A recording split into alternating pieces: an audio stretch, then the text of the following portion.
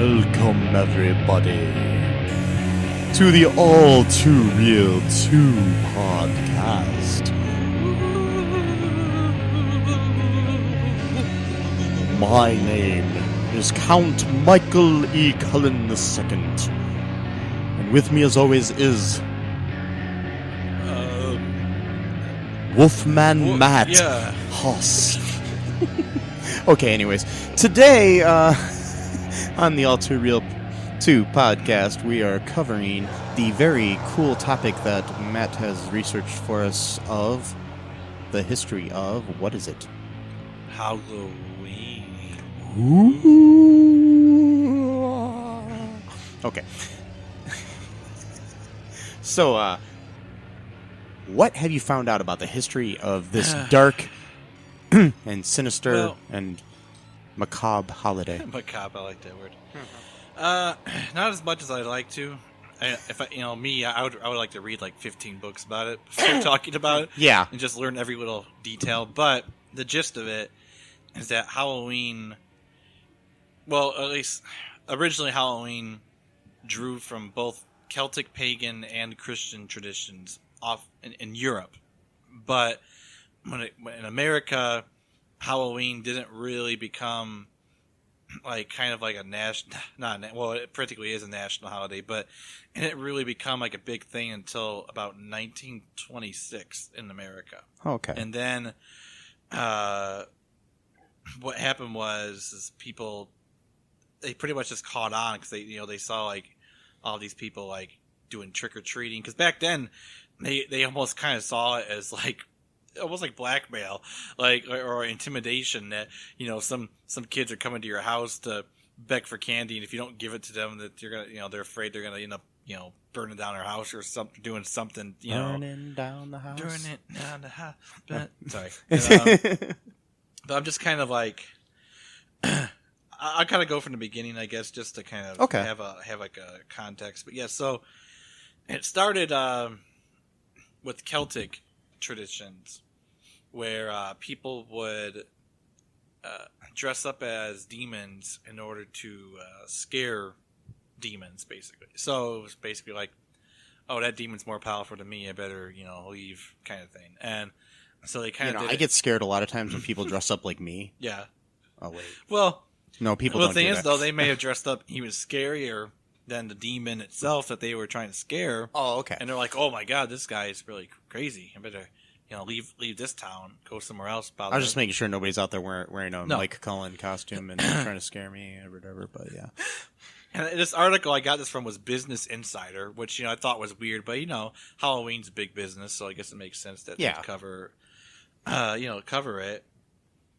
So I go from like the name itself. So the name was kind of popularized by a Scottish poet named Robert Burns, and he wrote the word Halloween in his, I guess he named the poem Halloween as well in 1785. And I guess before that, maybe the word wasn't used very often, and at least like, in America or even in Europe, I guess at that point, because they call it a different name. They had like All Hallows Eve, and then it was All Saints Day was on November 1st, and that was kind of how the Christian aspect got into it, because Christianity, whenever it spread, it always kind of incorporated different practices of the people to kind of ease them into it a little bit. So they figured, our holiday is on November 1st, theirs is on October 30th. We could just sort of kind of do like a little crossover here. Where'd the "een" part of the word come from? The "een" is so according to the online etymology dictionary, which I read on a daily basis, not really, it's actually two words that are put together. So hallow or hallow is or holy person. I wonder if that is even related to the word halo, because of the whole... It probably is. It might be. And so that usually refers to saints celebrated on All Saints Day, which is on November 1st. And the "een" part of the word is a contraction of the word eve, or the evening before. So Halloween basically means it's the day before the real holiday, which is All Saints Day. So it is So that's All Hallows Eve sort of thing. So that was their way again, of course, trying to sort of like inch people into their thing, but kind of ease them into it. But at the same time, naming the holiday, like the name of the holiday itself, basically means that it's inferior to the actual day, the very next day, because it's actually supposed to be, basically Hallows Eve. It's the eve of the great day of all the saints. Whether it be Saint George or Saint Germain, which is my favorite personally, but everyone's got their own favorite. Kind of like just like baseball. Sorry, it's really. Yeah. I have a Saints trading card set that I got.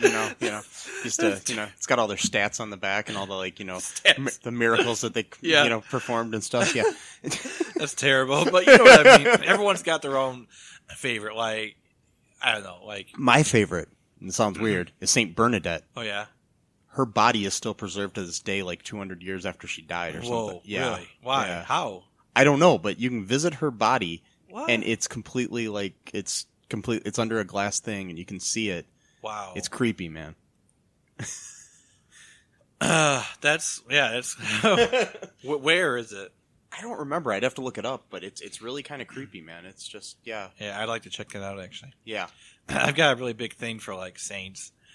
Like I don't know what it is, just something about the idea that people visit them like in shrines and like light candles and like ask them for like intercession and stuff like that. Are you a fan of the New Orleans Saints? No, I don't like those. Oh, okay. I hate New Orleans Saints. Really? No, not really. Our friend Jamal Wallace-Knight I know likes them a lot. I don't care. They're one of the teams I don't care about no matter what. Like there's certain teams I absolutely love and hate, and then there's ones that I just don't care. Like Cleveland Browns, obviously, because that's what everyone I grew up with. Like the Browns, Lions, because my best friend growing up, his dad liked the Lions, and ipso facto, he liked the Lions, so then I liked the Lions. And then my uncle liked the 49ers for some reason, even though none of us are from California or anywhere near California. And so that means I liked the 49ers. My aunt liked the New York Jets. None of us live anywhere near New York. None of our family lives in New York. But I like the Jets. So basically, sports teams is kind of like your, sort of lesson and indoctrination and brainwashing from your parents or other people in your life. You like what they like. Mm-hmm. So I solved the issue right there. Yes, I'm a University of Michigan fan just because my dad was. Yeah. So okay. I'm kind of getting sidetracked. So basically, it means the eve of All Saints Day, which is supposed to be the Christian holiday, and then they have a big Christian feast dedicated to the saints on that day, or at least they did. I don't know if that's a thing anymore, but that was what they used to do. And it says, in Christian tradition, people start celebrating major feasts the night before they take place. Take Christmas Eve, for instance. Well, I don't really, that doesn't make sense because most people I know don't eat big dinners on Christmas Eve. They do it on Christmas Day. I don't know. Some people do. Really? A lot. I mean, I think we did when my family went. Okay. Yeah. Maybe it's just my tradition because we always did it on. I mean, we like went to like a Christmas party on Christmas Eve, but all right. So the morbid traditions. All right. So let's get into the weird stuff. So it says historians have linked Halloween to Samhain. I think that's how it's pronounced. The Celtic festival of the summer's end, celebrated in Ireland, Scotland, and the Isle of Man. Isn't that like Samhain? The thing I read didn't have an M on it when it said pronounced. Maybe they... Yeah, because this has it written on there. Yeah, I know. Because I think... I'm trying to remember because they talk about it like it's in... Because like I'm a big fan of the Halloween movies. Mm-hmm. And I'm trying to remember what they talk... Because they talk about it in Season of the Witch, which is the one without Michael Myers. And I know they... I'm trying to remember that. Nicolas Cage was in that one. No. That was The Witch. I know. Okay. I thought that was called Season of the Witch, wasn't it? Oh, it might have been. The Nicolas Cage movie? Oh, did he have a movie called Season of the Witch? Yeah, it had nothing to do with Halloween. It was totally different. Yeah, because there was Halloween Season of the Witch. Yeah. I was just trying to make a little funny, dumb joke. Oh, no, that's cool. I just totally forgot that movie even existed because Nicolas Cage makes so many freaking movies, it's hard to remember. I know, it's crazy. Yeah, the thing I said, it had to pronounce and didn't have the M, so I don't know if they forgot to put in the M. Cause, I mean, there's an M in there, so I would imagine that it would have, an M in the word. I don't know. It says, according to Celtic mythology, the veil between the other world and our world thins during Samhain, making it easier for spirits and the souls of the dead to return. So that's why a lot of people do seances on Halloween, and sometimes people who maybe practice Satanism will go into a graveyard and do weird shit there. It's because it's this belief that you can contact spirits, angels, demons, people that you knew, whatever, that it's much easier to get into contact with them than any other time of the year. So it's kind of like, you might have to work, extra harder in December than you will here. So you might as well take your chances, here this time. So people would make offerings of food in order to get on the good side of these spirits and departed ancestors. Because again, back then people believed that, it wasn't just like God or gods that did anything. It was, even dead people could somehow affect your fate in life here, even from beyond. So if you fucked with them, they're just gonna fuck with you. You better, be nice to them. And, which, that may have been the whole don't speak ill of the dead. That may have been the origin of that. It's like, hey, they can still hear you and still mess with your life somewhat. So you might, want to shut up. Anyway, so it says All Hallowtide, which includes All Saints Eve, All Saints Day, and the subsequent All Souls Day, was initially celebrated in the spring during the early years of the church. Pope Gregory, I know I'm going to sound as IV because I don't know how to read Roman numerals. IV would be fourth. Okay, so Pope Gregory IV switched it to the current date in the year 837 AD, according to Britannica. His reasons were unclear, although influence from Celtic factions of the church and the fact that it makes sense to commemorate death during the fall are all possibilities. Can we take a break just for a second? Yeah, let's take a break. Yeah, actually, let's go to a commercial right now. Whatever's being advertised right now, make sure you don't scare them away. Yeah. And invite them in. Yeah. If they come to your door and say trick or treat, say, come on in. Yeah. Give them some candy, such as Twix, which is a great candy I product. love Twix, man. Twix, I love it almost as much as Dolph Lundgren. It does, yeah. Loves Twix. Yeah, he loves Twix. Yeah. Okay, so anyways, we'll be right back, folks. Okay. All right, everybody. I hope you enjoyed the little break we had there. I know I did. Yeah, I did. It was good. Yes, I had a Twix. Yeah, it was good. Good stuff. Nice and crunchy. Yeah. Yeah. Nice and crunchy and caramely. That's the one I like is the caramel kind. Yes. The peanut butter ones are good, I mean, they're good, but I prefer... They're hard to find, though. Really? I can't really find the peanut butter ones that often. Because I see the commercials all the time. I figured that they would have them. Yeah, that's weird. Usually I don't know. That's very strange. Can't find them at, Walmart or grocery stores or anything, usually. Yeah. Get on that, Twix. Come on. Yeah, come on. What are you guys doing? Yeah. Just kidding. Just joking. We love you. We love you, Twix. Mars Incorporated. Yeah. We love you. Yeah. Yes. And all of your products.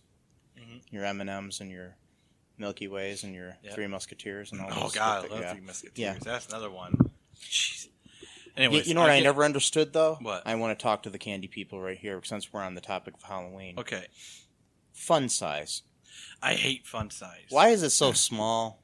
And why is that fun? How is that fun? To me, a fun size would be bigger. Yeah, it'd be something like extra large. Like something the size of my head, Yeah, that would be fun not size.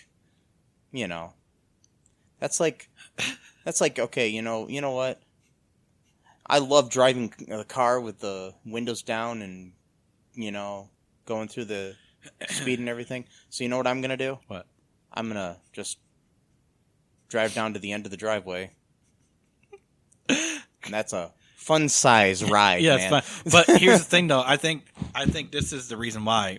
Slamming my phone on the table. Is that fun size candy bars kind of trick you, because what happens is you'll end up eating the equivalent of like 3 regular sized candy bars. Whereas if you had a regular sized candy bar, you'd probably only eat one, or not even a full one, because you'd be like, ooh, that's too much candy. I probably shouldn't eat the whole thing. But if you eat all these fun sized ones, like, well, these are small, but overall you're eating like the equivalent of like 3 regular candy bars. So you're eating 2 extra. And you're probably paying 2 extra as well, because you're buying a whole bag of that instead of just one candy bar. And what kind of emotion would be created by a normal size candy bar? I mean, it's weird because they have fun size, and then there's like the regular size that doesn't even have a size written on it, and then they have king size. King size, yeah. I'm just kind of really... sexist. Why not queen size? Yeah, it's kind of confusing. Why not just say like royal size, or well, that sounds kind of stupid, or court size, really.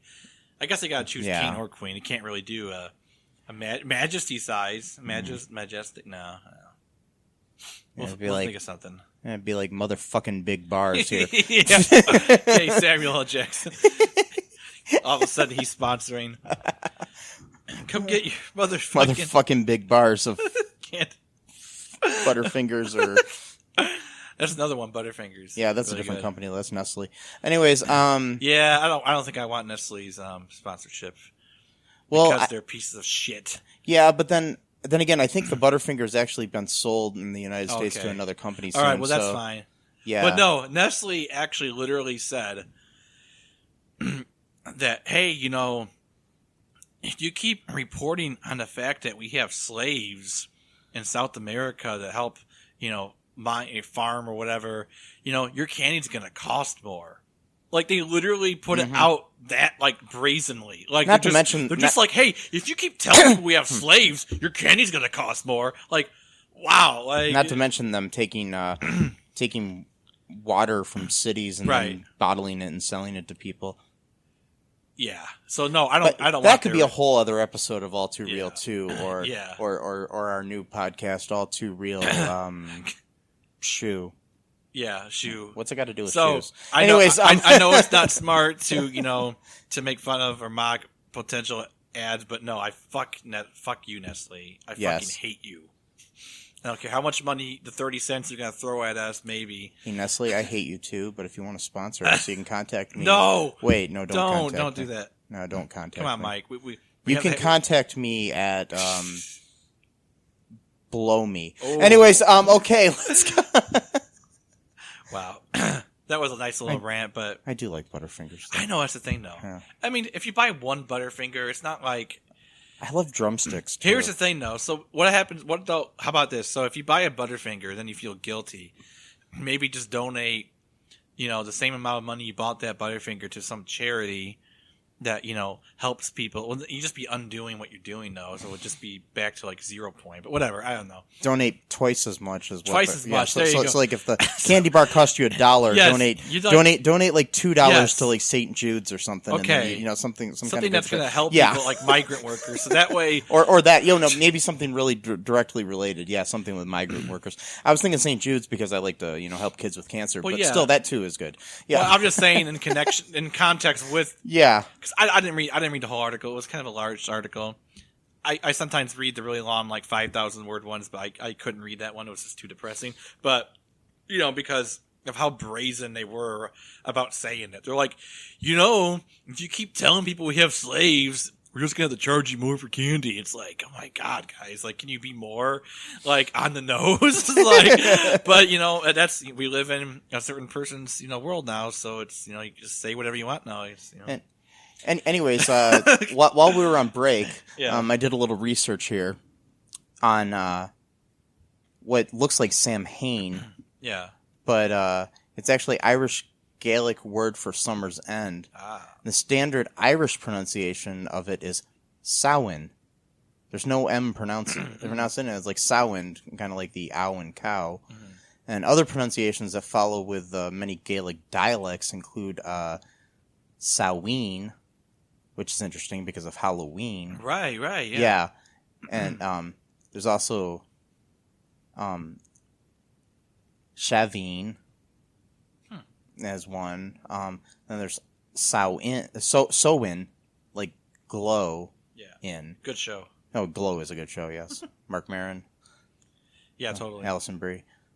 Anyways, Betty Gilpin. Anyways, I'll just name the whole cast. Anyways, but yeah, so basically, it's funny because none of the pronunciations pronounce it with the M in it at all. Which it's so just the way Gaelic is, I guess. Sometimes, so it's a Gaelic text. Because it's a Gaelic word. Well, yeah. So I think in Gaelic sometimes they, it's like sometimes in certain languages, like they pronounce W's like V's and stuff like that. Yeah. All right. Yeah. That makes sense. So, just to be consistent, which pronunciation would we rather go forward with? So we're just saying it's the same pronunciation. I'd say because the standard one is Samhain. So we'll do Samhain then? Yeah, I think Samhain. Okay. Samhain, it seems like the standard Irish pronunciation. All right, so from here on out, we're saying Samhain. Yes. So should we get back to it, or? Yes, let's talk about Samhain. So Samhain, so now we're going to talk about some of the other traditions. Like, in America, pumpkins play a big part. Kids carve pumpkins, and they make them look all scary. They put like a lantern inside of them. They paint them with all crazy colors and hairdos and all that kind of stuff, and really scary teeth. Some people cook the pumpkin seeds in the oven with a little bit of salt and pepper on it. Eat some nice pumpkin seeds, nice little fall treat. Yum. Okay, wow. Okay, there's that, but there's also bobbing for apples. Now this one was interesting. So people do that as like a party game, like where they're trying to win a prize, like whether it's like, money or just some whatever. And back then though, it had like I didn't really quite understand it, so I'm just gonna read. I think I'm just gonna read from it because maybe you can help me understand more of the purpose. So it says, bobbing for apples remains a popular party game. The reason? Well, the practice used to be considered a form of divination performed around Halloween, according to NPR. That's right. People would dunk their heads in a vat of water and try to bite into the floating fruit in a quest to figure out their future spouse. Ladies would mark an apple and toss it into the tub. The thinking was they'd be destined to whoever pulled it out of the water. Oh, okay, I guess I understand. Oh, so basically, like a lady would mark it with her name somehow or some kind of symbol. And then a dude would come in and if he bobbed for the apples and so then like you're forced to so it's like, oh, my apple says Susie on the bottom of it, so Susie's my future wife. What if like Susie really, really hated that guy and was like hoping someone else would bite her apple? And that sounds weird. Sorry. Sorry. Maybe I was thinking too into that, but I think that was on me, probably. Unfortunately, I think you can. Sorry about that. I think that was on me, but whatever. And so hoping some other guy instead of some piece of shit or some dork that she hates, now all of a sudden she's got to marry him because he bit an apple. It's like thanks Celtic gods. Maybe that's where the whole apple thing comes from the Christian tradition, because I think we talked about this before in one of I think it was the Buttercream Gang 2 episode, actually, that it wasn't the apple, it was the pomegranate. I think we talked about it in our misconceptions episode. Oh, okay. Yeah. Maybe that's what it was. Yeah, because it basically in the Bible, it doesn't ever say what kind of fruit it is. It was probably more like a fig or something. Yeah. Because apples really didn't grow in that part of the world. No. I mean, they still really don't. It's kind of more like with paintings and things like that in the future. Europe. Yeah. So that was the apple thing, which I thought was interesting because I didn't know that before. And jack-o'-lanterns, this one's even weirder, but this one's actually kind of scary. So this one actually symbolizes a deal with the devil. Yes. So it says, if you ever meet the devil on a darkened road, don't try to trick him into climbing a tree. That's curious. Why would they say that? Oh, well, they explain. Otherwise, you might end up like Irish folk figure Jack-o'-lantern. Modern-day, intricately designed pumpkin creations certainly make for impressive decorations. But back in the day, folks in Ireland dubbed their carved fiery turnips Jack-o'-lanterns, thanks in part to an ominous legend. And it says, one night, a conniving local drunkard named Jack trapped the Prince of Darkness in a tree by hacking a sign of the cross into the bark. In exchange for letting Satan climb down, Jack had him vow to never claim his soul. Jack proceeded to act like a jerk his whole life. When he died, he sure as heck was not allowed in heaven. So he tried to return to his old pal, the devil. But Satan upheld his end of the deal, hurling a piece of coal from hell at the dead man for good measure. Left without anywhere to go, Jack placed the blazing coal in a turnip to use as a lantern. The dead man then set out, doomed to wander until he could find an eternal resting place. So that's kind of fucked up. But, yeah, I mean, that also goes into the thing where it wasn't originally pumpkins. It was more turnips and stuff like that that I know in Europe that they would carve instead of pumpkins.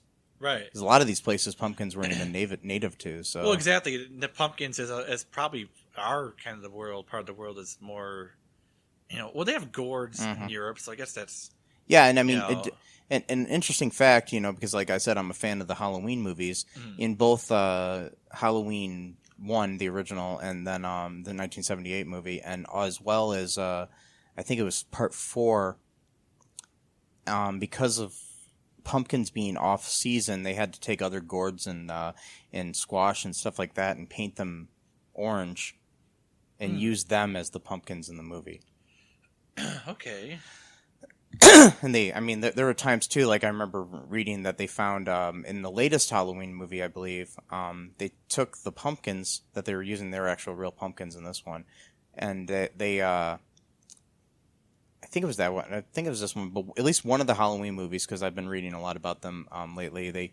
They actually found that putting the pumpkins in a bath of bleach would make them last longer. So they would bleach the pumpkins. Wow. In a bath of bleach, and if they put them in, dipped them in bleach, they would last longer, so they could use them longer on the set. That's wild. So they didn't go bad. That's just kind of weird. Yeah. So yeah, and so what about trick or treating? Do we have any history of that? Or yeah, anything? we do actually, but the candy part is more of an American thing. Yeah. It says like I said earlier, the ancient Celts dressed up as evil spirits in order to confuse demons. Well, I thought they were trying to chase them away, but maybe they just figured, it's just one of our own, we won't bother them, type of thing. All right, well, same purpose, I guess. It says in medieval England, these people who call themselves soulers, SOULERS, would go around begging. So they're not like solar panels. No, they're not like solar panels, no. Okay, it's more like a solar panel. Ooh, that's a good joke. What do you call a conference with a priest, a rabbi, and imam? It's a solar panel. I'm using that. I don't think anyone said that before. That's a Matthew Haas original. It's an original. I'm using that. Anyway, yes. So no one steal that if you hear this. Yeah. Don't. Well, we have it on file that I just came up with this. Oh, okay. Sorry. This microphone is screwed. Okay. So yeah. So it says in medieval could anyone hear me before? Because that microphone may have been. Oh yeah, I could hear you. Okay, good. So it says in medieval England, solars would go around begging rich folk for quote soul cakes on Halloween. Instead of threatening to play tricks on them, however, they'd pray for people's souls in return for the cake, according to quote the complete Teacher's Almanac. That'd be a good name for a band. Yeah, it is. Soul Cake. It is pretty cool, isn't it? Yeah. So basically what they would do is they would just pray for you. They already had people like that before, though, I think, in some places where they would, like, actually... well, actually, no, that was pretty much like a standard around the whole world, because I think in Persia, like, a guy would, like, sometimes he would just go around town and he would just, like, recite, like, Sufi poetry or, like, religious texts, like, to wake them up to go to pray. And then, his fee, of course, was, I mean, it wasn't like his job, but it was seen as polite to give him, something or whatever, Yeah. Kind of like the squeegee people who go, I mean, I guess it's a little bit more sacred to the squeegee. Well, people treat their cars like they're sacred objects. I don't know. It's all relative. Anyway, so it says, throughout, medieval Europe, mummering, this is dressing in disguises and visiting neighborhoods while dancing, playing music, and doing tricks, was popular on major feast days. So yeah, this is like what's remember the Wicker Man movie? Yeah, it's been a while since I've seen Christopher Lee. Okay, yeah, well, not the Nicolas Cage one. That one's hilarious. I mean, it's bad, but I think it was like bad on purpose. Like I really think he did that as a joke. But anyway, so like, even though that whole movie is pretty much about it's like they're like it's like a pagan society that's existed, that never became Christianized. I think it was always just. No, it was, and then they re-paganized. That's what it was. It became, because this guy moved there, and then he basically converted all the people back to paganism in like the 1800s, and then like after a few generations, of course that was their normal life because their parents, their grandparents did that. That's what to them was. To them, Christianity was just some strange, obscure faith that other people practice. So, in that movie, they were kind of doing that. People were dressing up as like clowns, or not clowns, but just like weird, like putting on like animal head masks. I think they were actual animal heads too. It wasn't just like a costume. It was like one girl was pretending to be dead. I think just all kinds of weird stuff. But they would like dance around and sing.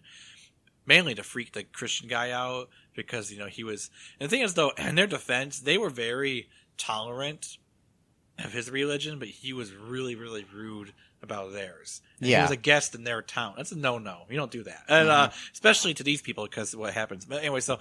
The thing I find interesting, too, is I found this out recently. There's an amusement park called Alton Towers in the United Kingdom.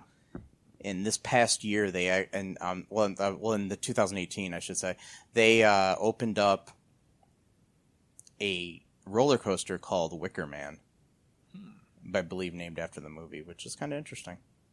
But yeah, I don't know. It's just kind of fun. So yeah, that's kind of. I'm sorry. I keep like freaking out about this mic. Am I good? Because it keeps like falling. Why don't we take a break now? Well, and we got some technical difficulties, but hey, have a Twix and. Yeah, have a Twix or Mars bar, or Pop-Tarts, or some nice food. Yeah, like and some like Little Caesars pizza. Yeah. I don't know. Yeah. Whatever you'd like, and listen to this nice little ad here. And hey, folks, we'll be right back with some more about Halloween.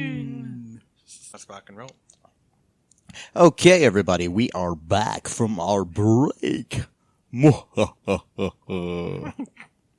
This is the Halloween episode. Cookie Monster. C is for cookie. It's good enough for me.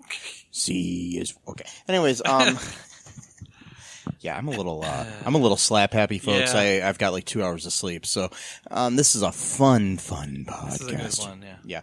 Okay, so. Whoa, what else do we got going on? All right, so basically they're saying that the Scottish and Irish immigrants brought that, quote, souling thing where they would go to people's things and pray for their souls to America in 1800s. And that was sort of transitioned into trick-or-treating, but not totally. But I think that was kind of like the impetus for that eventually happening. But that says that didn't really become a big thing until the 1920s in this country. So, and it says that it was actually really controversial all the way into the 1950s because people, like I said, they thought like it was, like, quote, gangsters, pranksters, and the invention of trick-or-treating. I guess that's a book or something. Okay. And it says many adults raised, quote, stern objections to trick-or-treating over the decades, as it was often viewed as a form of extortion. To basically give us candy or we're going to TP your house or we're going to, we're going to egg your house if you don't, I mean, I think, some people are probably assholes who would do something like that, but, that's why you just wait for them, lie in wait, and then, once they TP your house, you just go out there with like a baseball bat and just chase them off your yard, scare the crap out of them. And that's what I would Get off my lawn. That's right, get up. But make a game out of it. It's Halloween. You can have fun too. So you make a game out of chasing them around. I think that would be kind of a cool. It'd be kind of a cool. I mean, I would like it. I would do it. Maybe. I always second guess myself. Maybe. All2ReelToo does not condone violence in any way whatsoever. I didn't say violence. Okay. I was just making sure that that's clear. Just chasing them and wielding it doesn't mean you're going to hit them. Okay. If you get right to the point where you're going to get to them, then you just don't hit them. You just leave. You go, all right, go leave, I know. So you don't go all like Negan from Walking Dead on Well, no, not at all. Okay, good. And this other article, so this is kind of going off a little bit, but it says that, and this was 2013, mind you. So, Halloween 2013. So it says Americans are expected to spend a record high $9.1 billion this year, 2013, on Halloween candy, decorations, and costumes, with superheroes, action heroes, and princesses among the most popular dress-up options for kids, and witches for adults. And that's from a website called bu.edu. I guess it's like maybe a university or something. I don't know. And then maybe it's Boston University. Oh yeah, maybe. Yeah. I think this was because that's right, because she did this whole study about supernatural. I think she even wrote a book about it, which is pretty. I'd probably like to get that. Yeah, book it's Boston sometime. University. Okay. Yeah. It says and she kind of goes more in depth to the stuff than that other article. Like she traces Halloween, some of it all the way back to Romans celebrating Pomona, the goddess of fruit and trees. That was like a harvest feast. And we have elements of that today in our Halloween celebration. We bob for apples, for instance, just like how that other article said. So, she kind of goes much more. She says when Christianity came to Britain, just like what happened when Christianity came to other cultures, they figured the best way to convert people was to incorporate their practices instead of banning them altogether. It just so happened that November 1st was the Christian feast of All Saints, as previously mentioned, and the next day is All Souls Day. October 31st became the Eve of All Saints, or All Hallows Eve.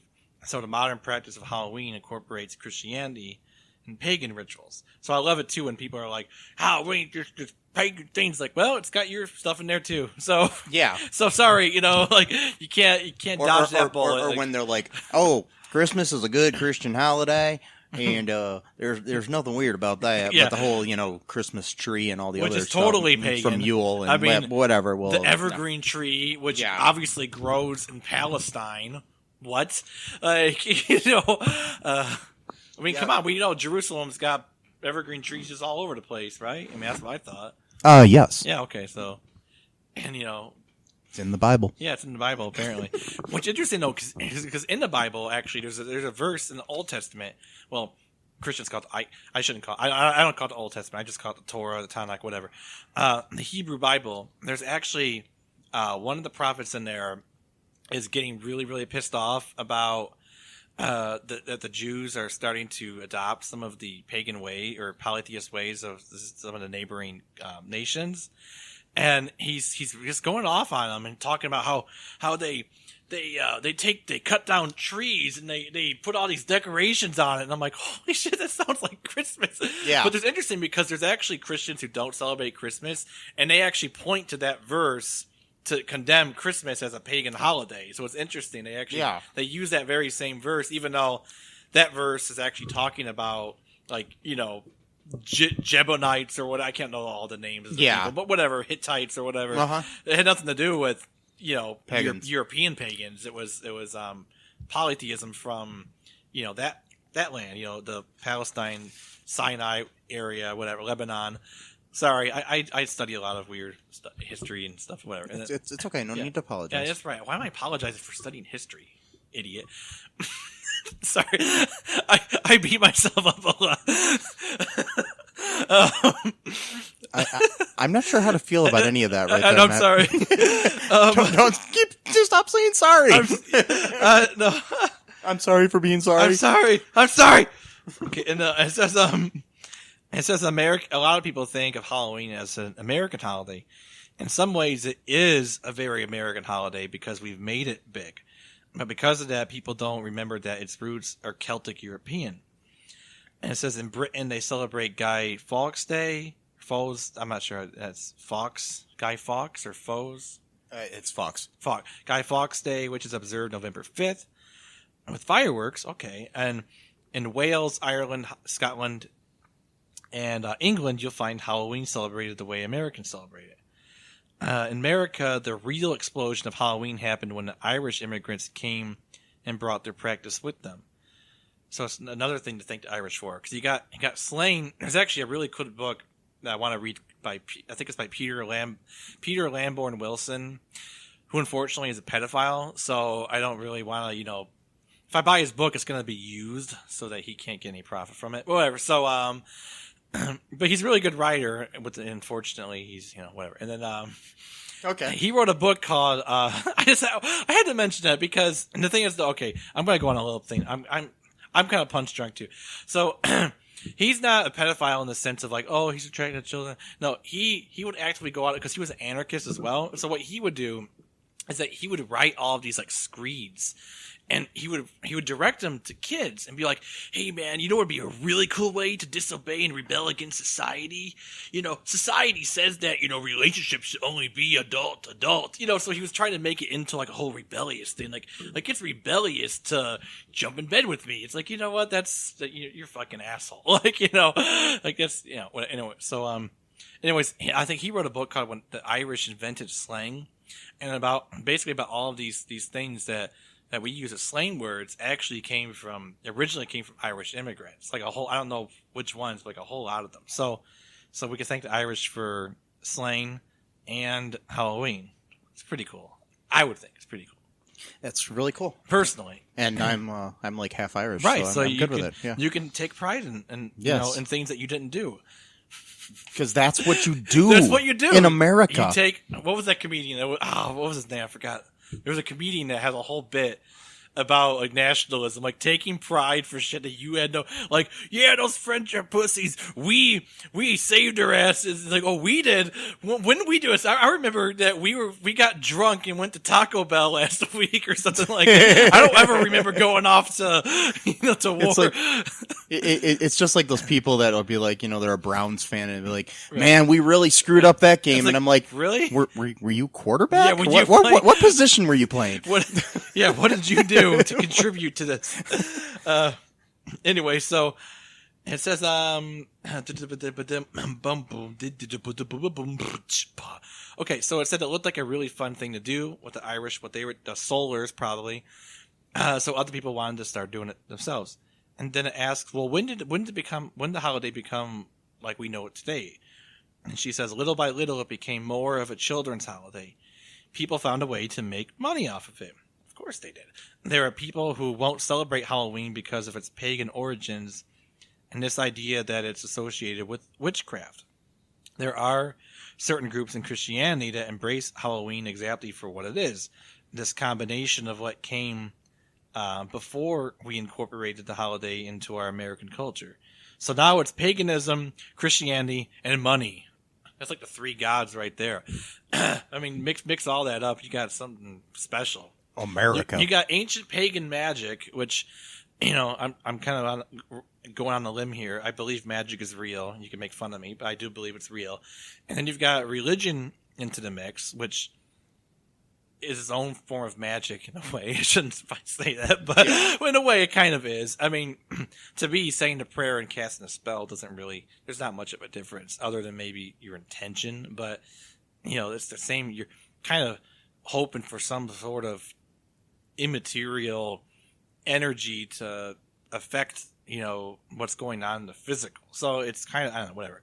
I don't want to get too in trouble for saying that, but like, I don't know, you just got this like ancient like magic mixed in with capitalism. So now you got like ancient pagan magic with capitalism. What could go wrong with this holiday? Of course you're going to make money off of it. You're mixing something that's like completely ancient, and now you got money in the mix. I mean, it's like I could write a whole book about that right there. That's my new book. I mean, got candy in there too. So well, that's what I'm saying. The money probably comes from the candy. Well, not really. The costumes. I mean, yeah, they're but I'm just saying candy. I you know what? After this, you want to go to Meijer and just buy a bunch of candy? I'm like I want to buy candy tonight. Yeah, let's buy a lot. And I want to buy it before I go, so can we do that? Yeah, we can do that. All right, so at this podcast, Mike and I are going to buy Twix bars, Maybe some Three Musketeers. For me, I'm just trying to name all the different products out there. Mars bar. Well, I'm not a huge fan of Mars bars, but you might, and Mars bars might also like us. So Mars bars are very hard to find in the United States. Are they really? Yeah. Mars bars are really popular in Europe. I'm thinking of Milky Way, maybe. I could have sworn Mars. I could have sworn. Well, there are Mars bars, but they're pretty hard to find in the U.S. Maybe I saw them at that old school candy shop in Miami or something. Yeah, and then there's also but they're pretty prevalent in Europe and like Great Britain and whatnot. Yeah. So we're gonna buy a bunch of candy to celebrate Halloween soon. If I stop rambling, which this was only supposed to be a short episode, and I'm just going crazy here talking about magic and and Wiccan witchcraft, and I'm gonna cast a spell this weekend. I think I am actually. I'm gonna do it. Well, I'll do it on behalf of someone. If I do things for myself, it doesn't work out because I hate myself. Can you do a spell that'll make me win the lottery? I'll do a spell for you. I mean, I don't know if it'll work, but I'll try it. Yeah, because I played the lottery last week, and I won $10. That's cool. I mean, something. I'm not going to be able to, open up my big podcast studio for that. But anyways, I'll do it. I'll try my best. I'll see what happens. Okay. If it doesn't work, and I'll try it again. Just keep doing it. Keep doing it till it works. Yes. That's how you do things. You just keep casting spells because, God forbid you actually, do something physical to work or something. That's how I learned how to walk. I just kept doing it until it worked. Yeah. Oh, wait. Okay, so, and then now they're just asking, weird questions, don't really have anything to do with Halloween. I had another thing I was going to say about it, and I forgot. It was, oh,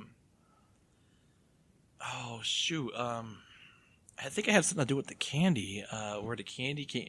I think the candy may have just been the capitalist thing, the money thing. Yeah. I don't really think there was anything traditional, because if anything, they probably would have given him an apple or. I mean, it might have something to do with that soul cake thing. Yeah. Too, Soul cake and probably eventually became candy. Because a cake, thinking is usually they're both sweets, and right. It's easier to give somebody a Twix bar than it is to give them a cake. Well, yeah, because you got to bake. God forbid, you actually have to bake a cake and do things, for yourself and hand out to your neighbors. We don't live in that world anymore. Well, you could buy a bunch of Little Debbie's. That's what I'm saying. Buy it. You're not making it with. That's your own another hands. thing I love. Little Debbie's. Yeah, Little Debbie's. Yeah. Cosmic brownies.